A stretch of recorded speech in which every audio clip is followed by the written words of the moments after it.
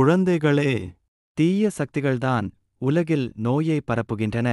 நோய்க்கு மருந்து சாப்பிட்டால் மட்டும் போதாது. கிளையை வெட்டினாலும் மரம் மீண்டும் வளரும்.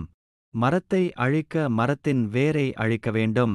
அடியவர் கூட்டம் பாபா முன் குழுமியது. அவர் மாவரைக்கும் கல் இயந்திரத்தின் முன்னால் கால் நீட்டி அமர்ந்திருந்தார். பக்கத்தில் முரத்தில் கோதுமை குவிக்கப்பட்டிருந்தது. அவர் ஒரு சாக்கை தரையில் விரித்து அதன் மேல் திருகையை வைத்திருந்தார். கொஞ்சம் கொஞ்சமாக கோதுமையை எடுத்து திருகையின் மேலிருந்த குழியில் போட்டார் பாபா. பின் கோதுமையை மாவாக அரைக்கலானார். அரைப்பட்ட மாவு வழிந்து கீழே கொட்டத் தொடங்கியது. பாபாவின் முகத்தில் சீற்றம். அவர் அழுத்தி அழுத்தி திருகையின் மரக் கைப்பிடியை பிடித்து சுற்றிக் கொண்டே கோதுமையோடு பேசத் தொடங்கினார். இந்த இடத்தை விட்டு ஓடிப்போய்விடு. என் குழந்தைகளையா துன்புறுத்துகிறாய்? இவர்கள் பக்கம் நீ கையை நீட்டினால் நீதான் அரைப்பட்டுச் சாக வேண்டும்.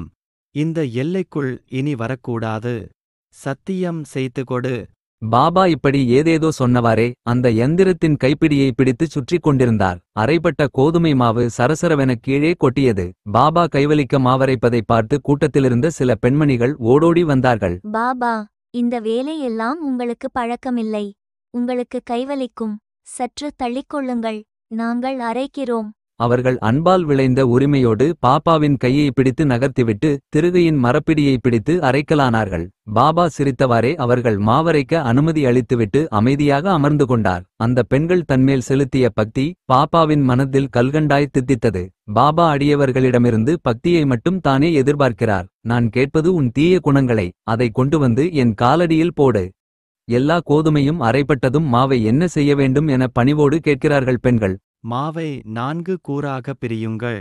கிராமத்தின் 4 எல்லைகளிலும் இந்த மாவை வேலி போல் தூவிவிட்டு வாருங்கள். உடனடியாக இதை செய்யுங்கள். வந்த கூட்டம் மொத்தமுமே 4ஆக பிரிந்தது. அந்த மாவு பயபக்தியோடு கிராமத்தின் 4 எல்லைகளிலும் வேலிபோல் தூவப்பட்டது. மறுகணம் காலரா அந்த எல்லையை தாண்டி வெளியேறிவிட்டது. காலராவால் பாதிக்கப்பட்டவர்கள் மீண்டும் ஆரோக்கியம் அடைந்தார்கள். பாபாவின் பாதங்களில் பணிந்து கண்ணீர் மல்க நன்றி தெரிவித்தார்கள். பாபா அரைத்தது கோதுமையை அல்ல, காலராவை தூண்டிய தீய சக்தியை.